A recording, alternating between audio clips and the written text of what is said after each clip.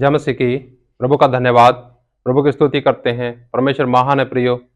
आज के शाम हम एक ऐसे विषय के ऊपर प्रभु के वचन से मनन करने जा रहे हैं जो आप सबके लिए, हम सब के लिए अति आवश्यक है।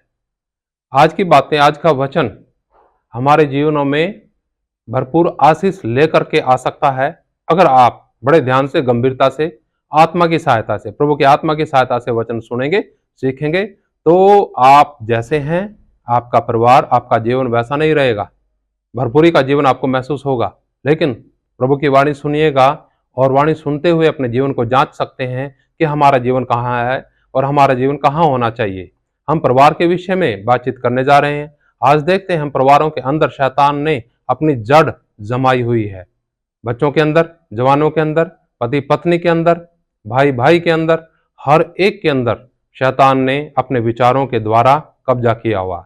आइए हम प्रभु के वचन पर चलते हैं और देखते हैं किस प्रकार के संबंधों के द्वारा आप आशीष पाएंगे, किस प्रकार के संबंधों के द्वारा शांति पाएंगे, किस प्रकार के संबंध अगर आपके परिवार में होते हैं तो आप प्रभु के मार्ग पे चल सकते हैं। आइए हम प्रभु का वचन पढ़ते हैं। सबसे पहले हम पढ़ेंगे कुलुसियों की पत्री, उसका 3 अध्याय और उसका 18 वचन। यहां पर कुछ बातें लिखी हैं जो पतियों के लिए हैं और कुछ बातें पत्नियों के लिए भी हैं। तो हम पढ़ते हैं 3 अध्याय उसका 18 वचन। हे पत्नियों, जैसे प्रभु में उचित है वैसा ही अपने अपने पति के अधीन रहो। 19 वचन में लिखा, हे पतियों, अपनी अपनी पत्नी से प्रेम रखो और उनसे कठोरता ना करो। यहां पर देखते हैं 2 बातें लिखी हुई हैं। एक है प्रेम रखना, दूसरा है अधीन रहना। कई बार हम मिक्स कर लेते हैं।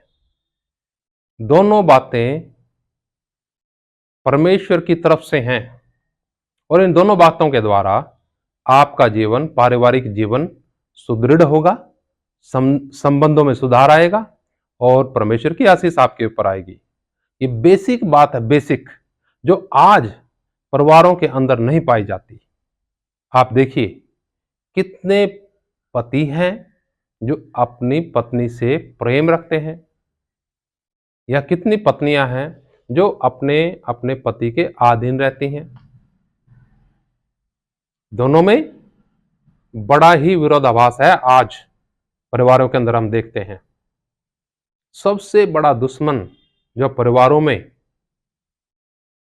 कपल को, पति पत्नी को लगता है, या तो पति को लगेगा पत्नी, पत्नी को लगेगा पति। ये विचार किसने डाल दिए? ये प्रभु के विचार नहीं है प्रियो।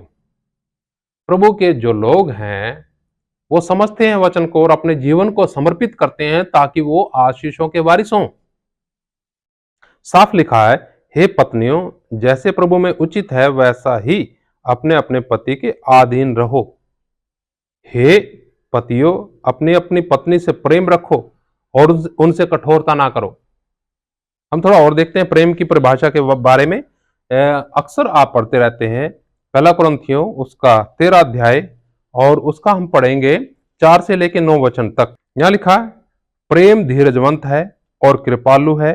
प्रेम डाह नहीं करता, प्रेम अपनी बड़ाई नहीं करता और फूलता नहीं। वह अनरीति नहीं चलता, वह अपनी भलाई नहीं चाहता, झुंझलाता नहीं, बुरा नहीं मानता, कुकर्म से आनंदित नहीं होता, परंतु सत्य से आनंदित होता है। वह सब बातें सह लेता है, सब बातों की प्रतीति करता है, सब बातों की आशा रखता है, सब बातों में धीरज धरता है। प्रेम कभी टलता नहीं। भविष्यवाणियां हो तो समाप्त हो जाएंगी, भाषाएं हो तो जाती रहेंगी, ज्ञान हो तो मिट जाएगा, क्योंकि हमारा ज्ञान अधूरा है और हमारी भविष्यवाणी अधूरी। कितना स्पष्ट तरीके से प्रभु की वाणी में लिखा है। भविष्यवाणियों के बारे में भी है, ज्ञान के बारे में भी है। बड़ा ज्ञान बखान करते हैं बहुत से लोग, चाहे वचन से लेके, चाहे दूसरी जगह से लेके, या भविष्यवाणियां बहुत करते हैं। ज्ञान भी हमारा अधूरा है, भविष्यवाणी भी अधूरी है। ज्ञान भी मिटेगा और भविष्यवाणी भी मिटेगी। सबसे अच्छी बात प्रभु के वचन में जो बताई गई, वो उत्तम बात बताई गई, प्रेम का मार्ग। सोचिए, आप अपनी पत्नी से कितना प्रेम करते हैं, या आपकी आंखों में खटकती है आपकी पत्नी? क्यों? यहां पर स्पष्ट लिखा है प्रेम के गुण, मैं दोबारा रिपीट नहीं करूंगा, आप दोबारा सुन सकते हैं इसको वीडियो को, लेकिन आप समझिएगा कहां कमी है, कहां दिक्कत है। अगर हमारा संबंध परमेश्वर के साथ सही हो, हमारा प्रेम परमेश्वर के साथ सही हो, तो हम दूसरे से प्रेम कर सकते हैं। प्रिय, परमेश्वर जो है प्रेम है। अगर हम प्रेम में बने रहते हैं तो परमेश्वर में बने रहते हैं और परमेश्वर हमें बना रहता है। लेकिन नफरत, ईर्ष्या, क्रोध, विरोध, फूट, विधर्म कहां से चले आए? वचन के अनुसार क्या हमें अपनी पत्नियों से प्रेम नहीं करना चाहिए? प्रेम सारी बातों को समझता है, झुंझलाता नहीं, बुरा नहीं मानता, आशा रखता है कि सुधार और होगा। लेकिन हम अपनी बुद्धि का जब इस्तेमाल करने लग जाते हैं, शैतान को मौका मिलता है परिवारों के अंदर कार्य करने के लिए। अगर हम इस प्रकार से नहीं चलते हैं तो देखिए आगे क्या लिखा है। एक और वचन पढ़ के समाप्त करेंगे। पहला पत्रस 3:7 पढ़ेंगे। यहां लिखा है, वैसे ही हे पतियों, तुम भी बुद्धिमानी से पत्नियों के साथ जीवन निर्वाह करो और स्त्री को निर्बल पात्र जानकर उसका आदर करो, यह समझकर कि हम दोनों जीवन के वरदान के वारिस हैं, जिससे तुम्हारी प्रार्थनाएं रुक ना जाएं। प्रभु की स्तुति हो। क्या हमारी प्रार्थनाएं रुक सकती हैं? कई लोग लगे रहते हैं दिन रात प्रार्थना करने में, दिन रात लगे रहते हैं, या किसी से प्रार्थना करवाने में लगे रहते हैं कि हमारी प्रार्थना तो नहीं सुनी परमेश्वर ने, शायद दूसरे की प्रार्थना सुन ले। कभी इधर जाएंगे, कभी उधर जाएंगे, लेकिन भटके हुए हैं।